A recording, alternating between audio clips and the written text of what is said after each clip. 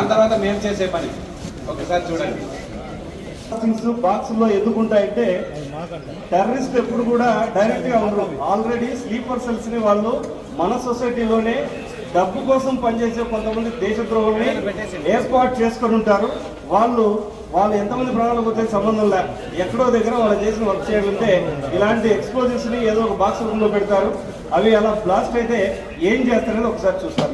కావచ్చు లేదా బాక్స్ లో కావచ్చు, ఏ విధమైన రూపంలో అయినా ఉండొచ్చు, కానీ అది మనకు తెలియదు. పేల్చి మాత్రమే దాని ఎఫెక్ట్ తెలుస్తుంది. అన్ని విభాగాలు అంతతో పాటు పబ్లిక్ కూడా.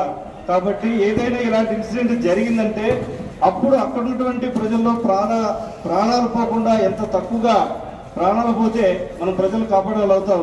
కాబట్టి ఒకసారి బ్లాస్ట్ అయిందంటే గుమికూడకుండా, లేదా ఫైర్ ఏదైనా కూడా జరిగింది అనుకోండి, అందరూ కూడా కవర్స్ తీసుకోమంటారు. అంటే ఏదైనా హార్ట్ సంబంధించిన గోడను కానీ, లేదా ఐరన్ ప్లేట్ కానీ, లేదా ఇంకేదైనా షెల్టర్లోకి వెళ్ళాలి.